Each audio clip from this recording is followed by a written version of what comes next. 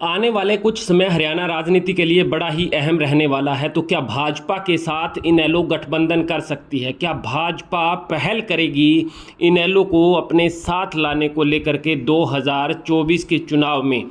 क्या पोस्ट पोल के बाद तो अलग है, क्या प्री पोल अलायंस भी इनका हो सकता है?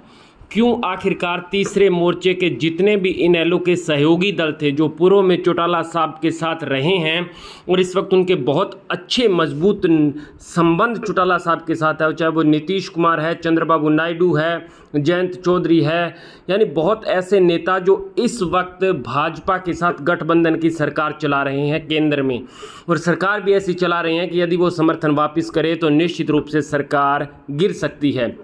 लेकिन हरियाणा की राजनीति में जिस प्रकार से भूपेंद्र सिंह हुड्डा ने गठबंधन होने से रोक दिया, उसका सीधा खामियाजा कांग्रेस हाईकमान को भुगतना पड़ा, क्योंकि चंद्रबाबू नायडू और नीतीश कुमार ओम प्रकाश चौटाला के खास दोस्त हैं, उनकी रैलियों में आते रहते हैं। और यदि इनेलो के साथ कांग्रेस गठबंधन हरियाणा लोकसभा चुनाव में करती तो निश्चित रूप से इस वक्त सत्ता में कांग्रेस की सरकार हो सकती थी।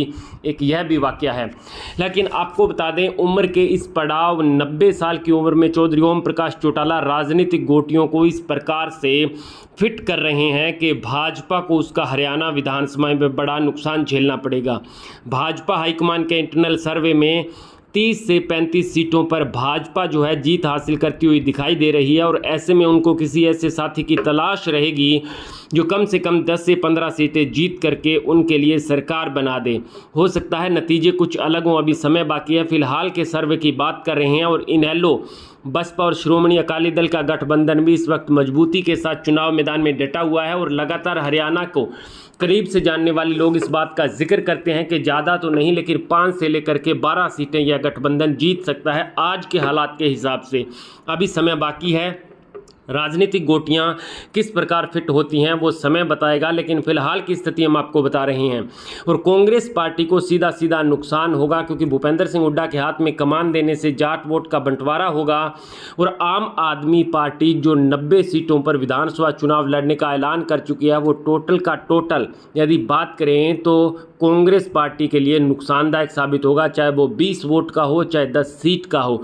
क्योंकि जितने भी विधानसभा चुनाव गुजरात, राजस्थान, जहां जहां कहीं भी हुए हैं और आम आदमी पार्टी चुनाव लड़ी है, सीधा सीधा मतलब है कि कांग्रेस का जो वोट बैंक शिफ्ट हो करके आम आदमी पार्टी के पास आ गया, और भाजपा का जो पुराना कोर वोट बैंक है, जो पक्का एकमुश्त वोट बैंक है, वो भाजपा को जाता है।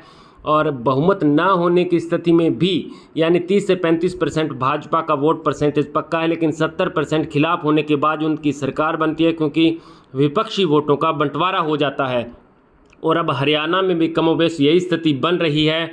चौधरी ओम प्रकाश चौटाला लगातार चौटाला परिवार को एकजुट करने के साथ साथ आपको बता दें कि भाजपा को साथ लाने को लेकर के भी तमाम नेताओं से चर्चा कर चुके हैं, और आने वाले समय में